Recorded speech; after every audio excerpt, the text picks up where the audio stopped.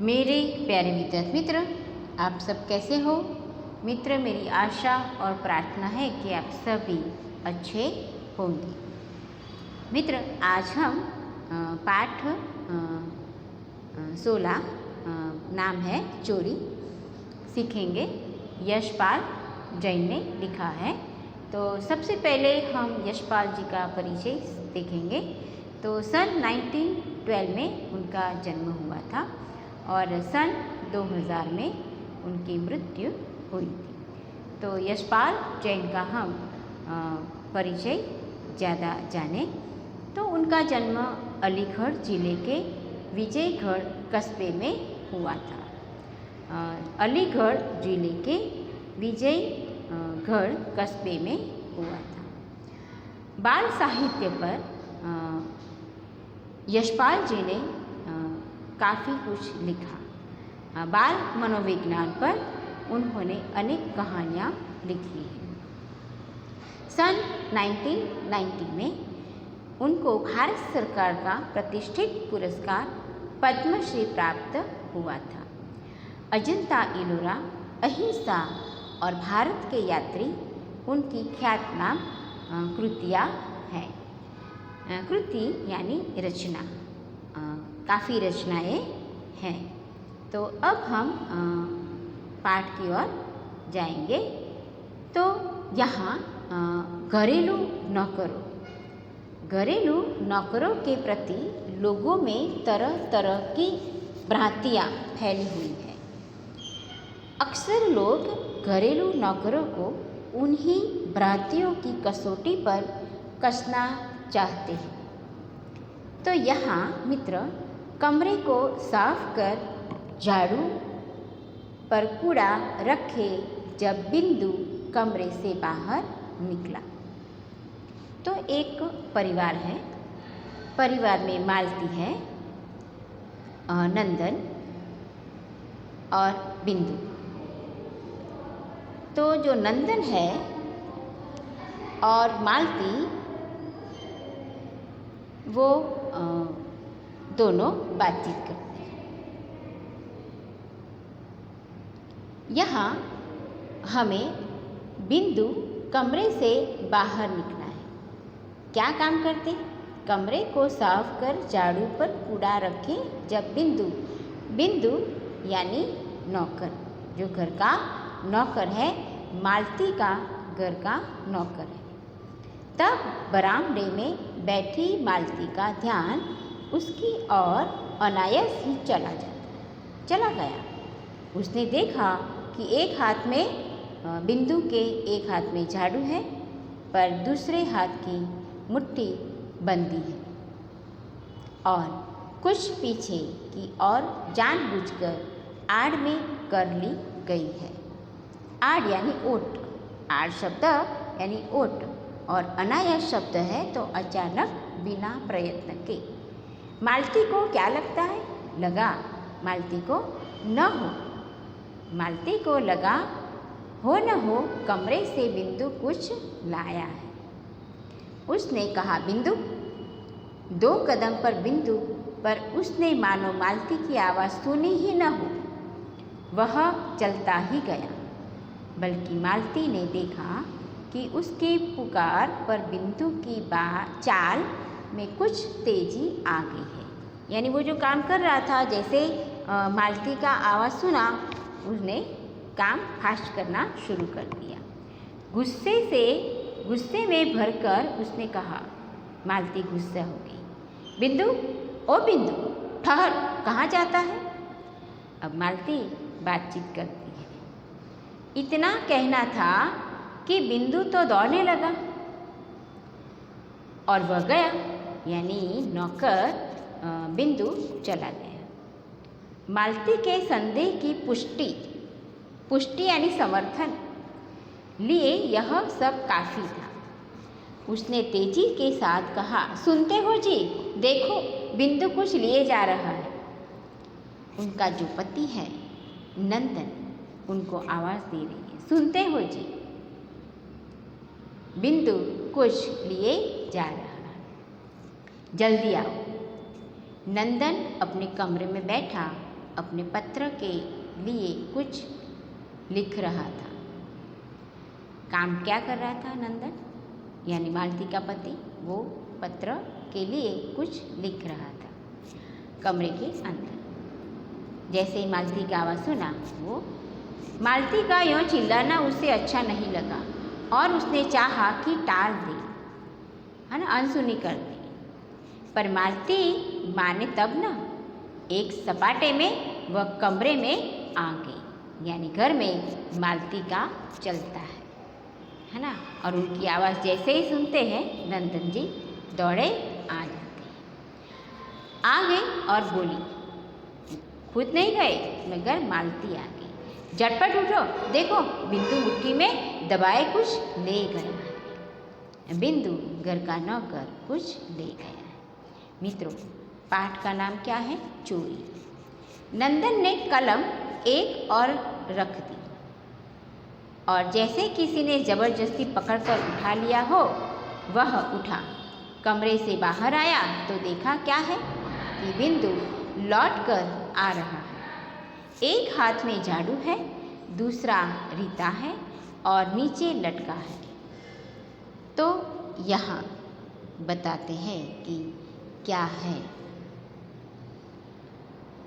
तो मित्र, उसे देखते ही मालती उबल पड़ी। क्यों रे बिंदु के बच्चे, मैं गला फाड़ती रही और तू रुका तक नहीं। बोल, हाथ में क्या ले गया है?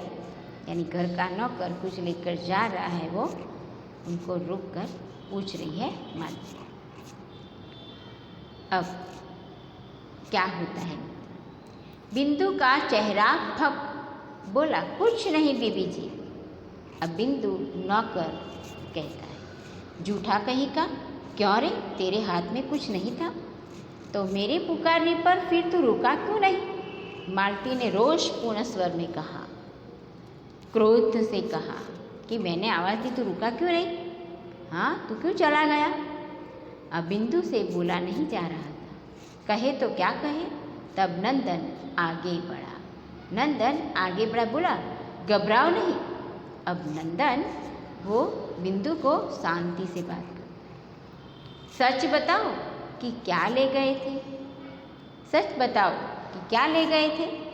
सच बाबूजी, मेरे हाथ में झाड़ू थी और कूड़ा था। फिर वही झूठ? मालती कहती है। मालती ने चिढ़कर कहा, उसे पुलिस में दे दो, उसे पुलिस में दे दो। लातों के देव कहीं बातों से मानते हैं कि मार खाएगा तो अपने आप सच उगल देगा। इस बेईमान के ऊपर घर छोड़ रखा है, यानी पूरी जिम्मेदारी में उसके ऊपर छोड़ के जाती हूँ, तो इसलिए कि चीज़ उठा उठा कर ले जाए और ऊपर से झूठ बोले। तो मालती चिल्लाती है। नंदन ने मालती को शांत कर रखा। असली बात जानने का यह तरीका नहीं कह रही है। पति पत्नी से कह रही कि शांति रख, मैं देखता हूँ ना। किंतु बिंदु घबराया सा, खोया सा धरती की ओर देखता रहा और नंदन का बहुत आग्रह हुआ तो उसने इतना ही कहा, मैंने कुछ नहीं लिया है ना। नंदन का बहुत आग्रह था तो बोला कि मैंने कुछ लिया है, मैंने कुछ लिया है। तो नंदन फिर भी खींचा नहीं, है ना। यानी पति का जो स्वभाव है वो शांत स्वभाव है, शांति से सुनता है। मालती का स्वभाव जल्दी क्रोधित हो जाती है। तो बोला, अच्छा चल देखो तू कूड़ा कहाँ फेंक आया है। नंदन खींचता नहीं और उनके साथ प्यार से बात करता है। चल मुझे बता, तूने कहाँ कूड़ा फेंका? बिंदु पहले तो कुछ ठिठका, यानी वो हिचकने लगा। अनंतर मुड़कर चुपचाप आगे हो लिया, यानी वो आगे चला। नंदन और मालती ने यह जगह देखी पर कुछ दिखा नहीं। नंदन ने कहा, बिंदु यह हैरान करने से क्या होगा, बता क्यों नहीं देता कि क्या लाया था, है ना। पूछने के प्रयास करते हैं कि वो सच आंसर बोले। बिंदु के होठ खुले, जैसे ही कुछ कहना चाहता हो पर फिर बंद हो गए। हाँ कहो कहो, रुक क्यों गए? हाँ कहो, रुक क्यों गए? नंदन ने शांत स्वर में कहा। यानी कुछ कहना वो जा रहा था, ये नंदन ने देखा कि बिंदु कुछ बोल रहा है, यानी होठ खुले देखे। तो वहीं तुरंत नंदन ने पूछा शांत स्वर से, हाँ कहो, रुक क्यों गए? बाबूजी। फिर बिंदु चुप हो गया। शाबाश, कहो कहो। देखा मित्र, सेठ के सामने नौकर की हालत कैसी है, बोल नहीं सकता। बाबूजी, थोड़ी सी मेवा नीचे पड़ी थी, मैं उठा लाया। मेवा यानी ड्राई फ्रूट्स। बिंदु कह तो गया, पर जैसे वह अनुभव कर रहा था हो कि दुनिया का जाने कितना गहरा पाप उसने कर डाला। मैं कहती थी ना मालती, बोल उठी, कि यह कुछ न कुछ तो ले जरूर आया है। देखा मेरी बात सच निकली ना। अब यहाँ पत्नी वो कहती है कि मैं जो कह रही थी वो सच था। मेवा का तुमने क्या किया? बिंदु, खा ली। बिंदु, मेवा का तुमने क्या किया? बिंदु के, खा ली। इतनी जल्दी? बिंदु, झूठ मत बोलो, सच बताओ, है ना। ये कह रही कि मेवा का तुमने क्या किया? बिंदु पूछ रहे हैं तो फिर खा ली, वही पूछते हैं, इतना जल्दी खा लिया? बिंदु, झूठ मत बोलो, सच बता दो। इधर फेंक दी। नंदन और मालती ने देखा कि उसकी बताई जगह पर थोड़े से काजू और कुछ किशमिशें पड़ी हैं। नंदन ने बिंदु के कंधे पर हाथ रखा और कहा, मेरे साथ आओ। बिंदु के कंधे पर किसने हाथ रखा? नंदन ने, और कहा, मेरे साथ आओ। बिंदु चुपचाप मालिक के साथ चल दिया। नंदन उसे लेकर कमरे की ओर गया। मालती ने कहा, आज इसे मेवा ली है, कल को और कुछ उठा ले जाएगा। एक बार जो नीयत बिगड़ी तो क्या फिर हाथ रुकता है? नंदन ने पत्नी की बात सुनी, अनसुनी कर दी। उनका स्वभाव जानते हैं, है ना, रहते रहते स्वभाव समझ में आता है तो वो स्वभाव जानता है अपनी पत्नी का। तो जो भी बोलते हैं पत्नी कहती है वो सुन लेता है, अनसुनी कर दी। बिंदु को साथ लेकर कमरे में गया और कनस्तर यानी टीन का डिब्बा, कनस्तर का मीनिंग है टीन का डिब्बा, खोलकर उसमें से एक मुट्ठी मेवा उसके हाथ में देते हुए बोला, बिंदु लो, खा लो। पति के इस नरमी के व्यवहार से मालती आग बबूला हो गई, ज़्यादा गुस्से हो गई। यानी आप चढ़ा रहे हैं, आप उसे ऐसे सिखा रहे हैं। बोली, ऐसे ही तो नौकर बिगड़ते हैं, उसे कुछ कहना तो दूर, उल्टे उसकी खुशामद कर रहे हो। खुशामद यानी झूठी प्रशंसा। तो नंदन मुस्कुराया, बोला, मालती, चोर बिंदु नहीं है, हम हैं। चोर बिंदु नहीं है, हम हैं। हम क्यों ऐसी चीज़ें खाए जो सबको नहीं मिलती?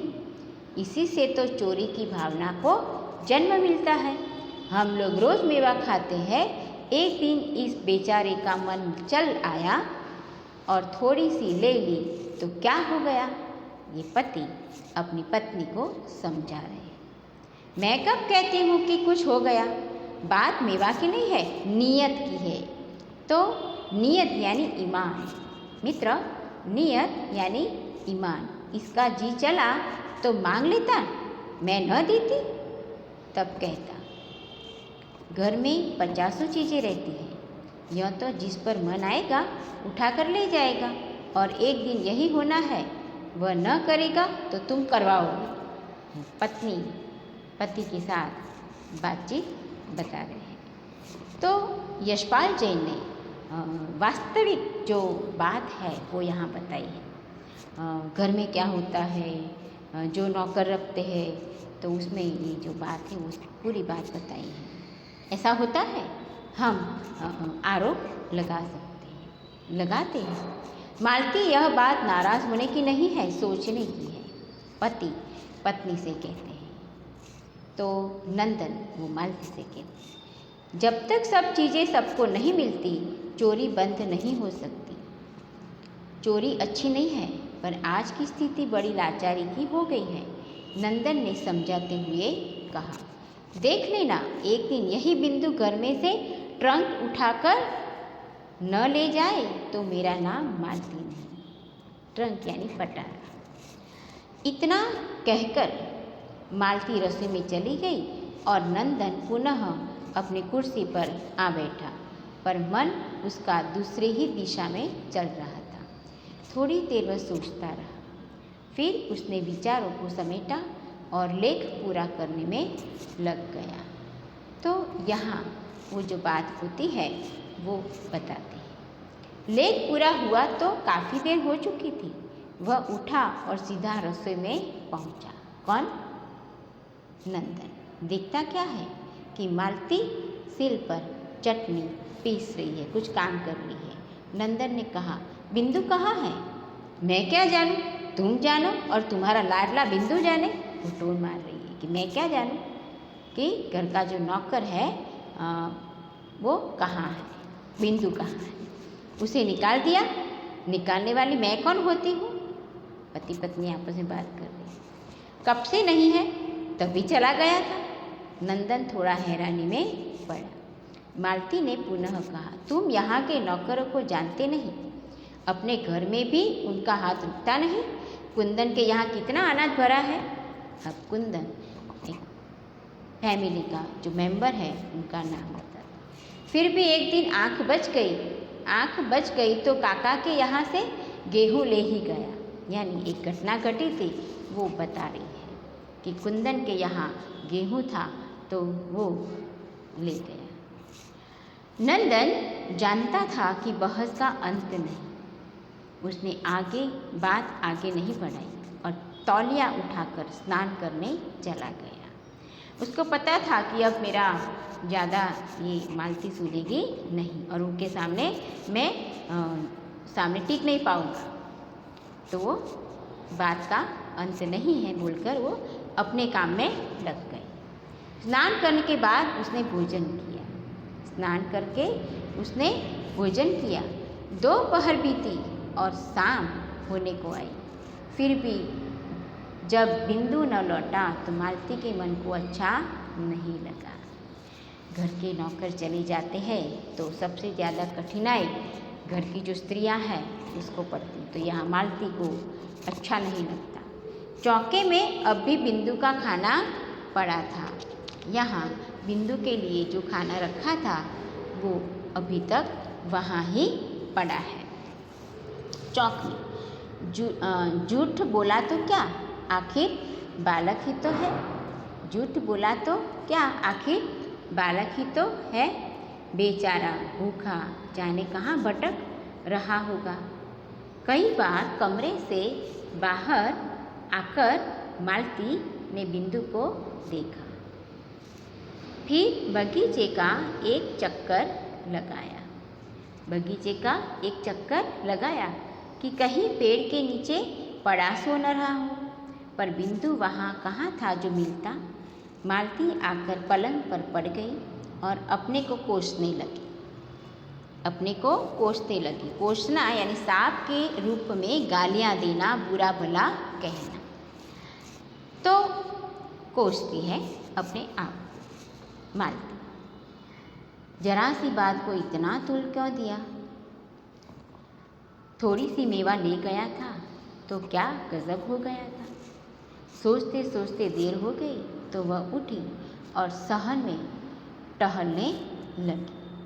सहन यानी घर के बीच का खुला भाग यानी आंगन कहते हैं। इतने में कुंदन उधर से निकला तो मालती ने उत्सुकता से पूछा, कुंदन, तुमने बिंदु को देखा है क्या? बिंदु? कुंदन बोला, अरे वह तो नदी वाली कोठरी में पड़ा है। मालती तत्काल पैरों में चप्पल डालकर बाहर हो गई। लौटी तो बिंदु उसके साथ था। बाह पकड़कर नंदन के कमरे में ले गई और बोली, देखो, तुमने इसकी बात यहाँ से गया है, तब से वह कोठरी में पड़ा है। तो बताते हैं। मालती तत्काल पैरों में चप्पल डालकर बाहर जाती है, लौटा तो बिंदु उसके साथ था। बाह पकड़कर नंदन के कमरे में ले गई और बोली, देखिए तुमने इसकी बात यहाँ से गया है तब से कोठरी में पड़ा है। नंदन कहा, क्यों रे, वहाँ क्या कर रहा था? बिंदु चुप। मैं पूछता हूँ वहाँ क्या कर रहा था? वीर चुप। अरे बोलता क्यों नहीं, मुंह में जबान नहीं है?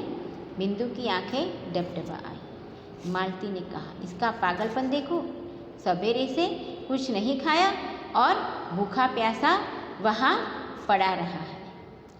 चल खाना खा।